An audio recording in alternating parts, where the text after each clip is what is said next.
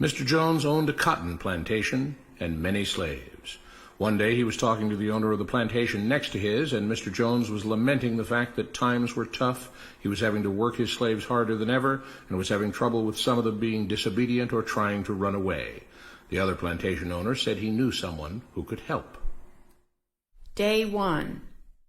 One day Mr. Jones called his slaves together so a man named Mr. Smith could talk to them. Before beginning, Mr. Smith whispered to Mr. Jones, "Whatever I say, do not contradict me or interfere, and I promise you your slave troubles will end." "My name is Mr. Smith," he said to the slaves, "and this may be the happiest day of your lives. From today forward, you will no longer be slaves, but free men." Mr. Jones was so shocked he started to step forward, but Mr. Smith gestured for him to remain silent. He did, only because the other plantation owner had spoken so highly of Mr. Smith's skills. "You are no longer the property of Mr. Jones," Mr. Smith continued. "You are free. No more would you be forced to labor for the benefit of Mr. Jones. Now you can work for yourselves." Now the slaves were all murmuring and looking at each other. Many were smiling, many were looking puzzled. "In fact, you are now free to leave the plantation whenever you want," Mr. Smith said. "However, since we are surrounded by other plantations, if you leave, some other plantation owner will likely claim you as his own the moment you set foot on his property. So I urge you not to risk your newfound freedom by doing something so foolish. Instead, I suggest that you stay here, no longer as slaves, but as willing participants and part owners of this plantation. Yes, this is now your plantation." Mr. Jones bit his tongue to keep from objecting. "For now, we might as well leave Mr. Jones in charge," said Mr. Smith, "since he is the only one with any experience at running a plantation, which is quite a complicated thing to manage. But he will no longer be your master, but just another worker on the plantation. In fact, he will now be using his organizational and management skills to serve you. Whatever problems you may have had with him before, you are now all equals, and you need each other to make this work. If we all cooperate and work together, we can all reap the benefits together. In honor of this happy occasion, I present you this new symbol of togetherness and cooperation, this flag, which shall be the emblem of the new, free Jones plantation." He held up the new flag, but most of those listening were still too amazed to respond. "And this shall be our motto," Mr. Smith announced. "We work together as free men for our mutual benefit, pledging our allegiance to the Jones plantation, which stands for prosperity, liberty, and justice for all. To celebrate, everyone has the rest of the day off.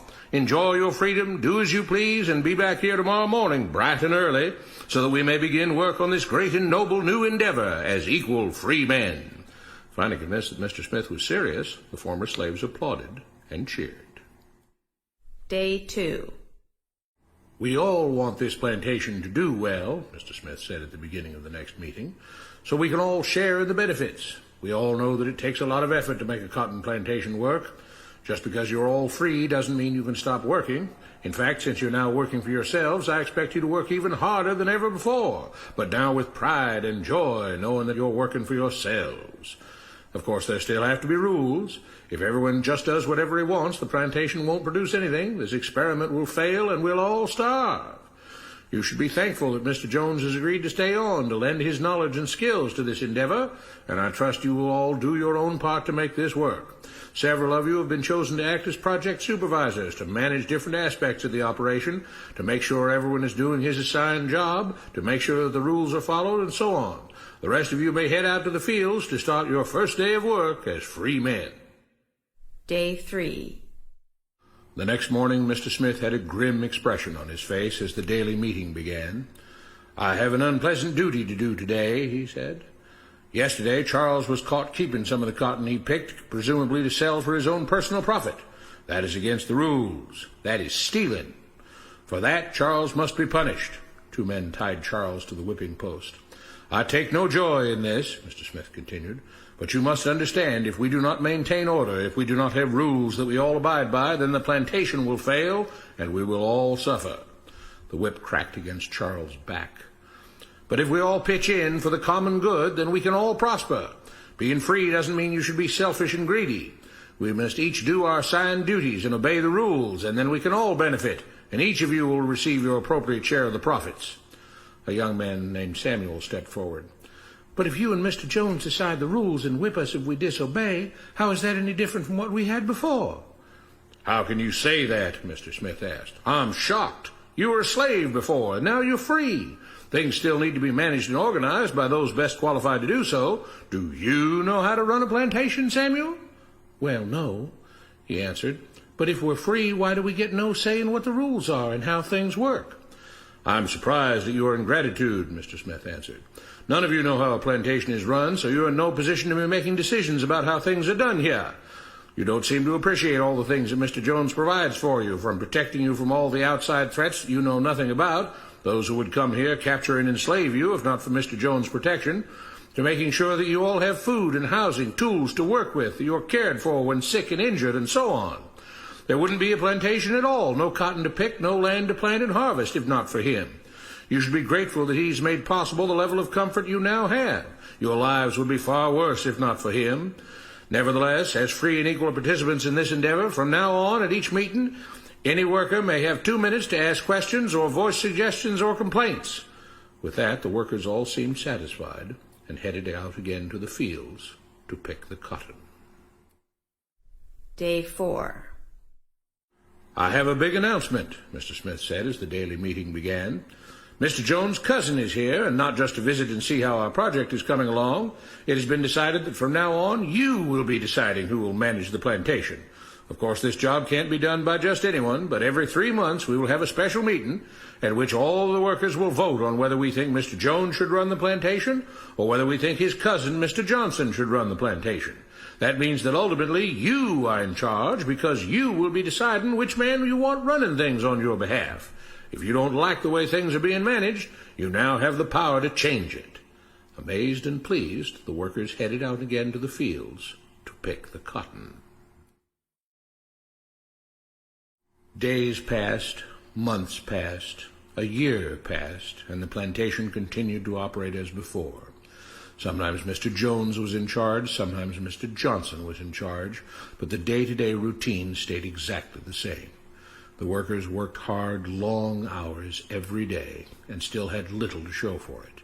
Every day the meeting would begin with them all reciting the Jones Plantation motto, "We work together as free men for our mutual benefit, pledging our allegiance to the Jones Plantation, which stands for prosperity, liberty, and justice for all."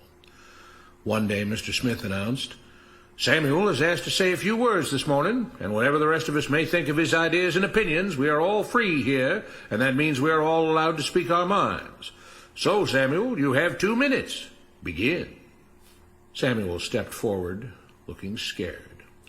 "I was excited when all this started," he began, glancing nervously at Mr. Smith and Mr. Jones. "But don't you all see what's happened here? Nothing has changed. We're all still slaves." There were grumbles of disagreement from the crowd.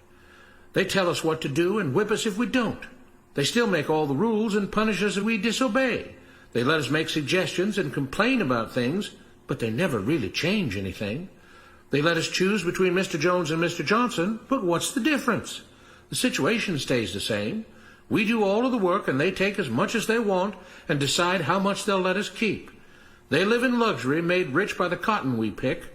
We do all the work and have to build our own huts, grow our own food, and take care of ourselves. They leave us just enough that we don't revolt or run away. This is not freedom. We're all still slaves. They've only changed the words they use, but nothing else has changed.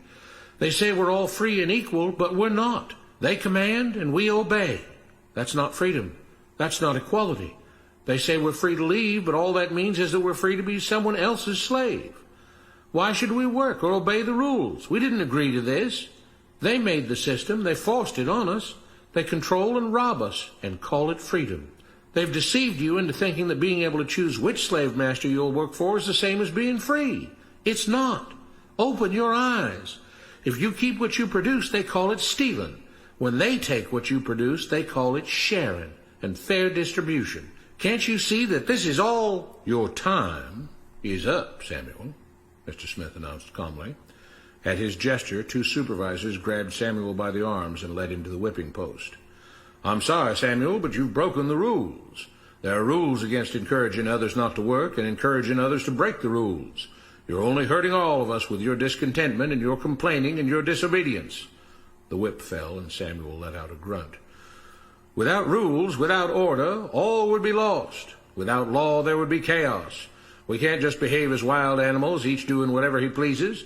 We must all follow the plan and all do our duty for the betterment of everyone, and those who do not must be punished. The whip fell again, and blood flowed freely from Samuel's back. Samuel, it is you who are stealing from the others. When you don't do your assigned work, you are making more work for others. When you disobey the rules, it is you who are endangering the future of everyone else here. You are the thief. You are the criminal. You are the one trying to destroy the arrangement that keeps us all safe and prosperous. At every lash of the whip, the other workers cheered louder and louder, some yelling curses at Samuel. Being spoiled and selfish, you complain about everything, talking as if you're oppressed. But you are the one ruining things. You are the one keeping us from being all we could be. It is your greed and your rebelliousness that is hurting all of us. They all play by the rules, Mr. Smith said, gesturing at the others. What makes you think that you don't have to? You think you're above the law? There were loud yells of agreement as the whip fell again.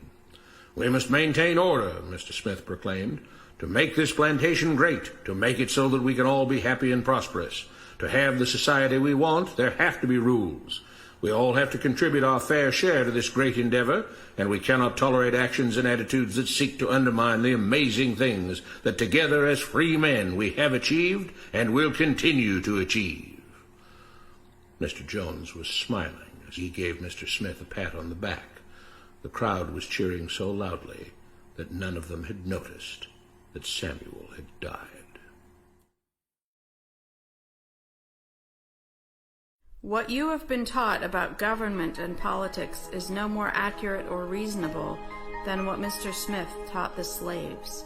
If you're ready to look through the veil of rhetoric and propaganda to see the reality beneath, get a copy of The Most Dangerous Superstition. It will change the way you see the world.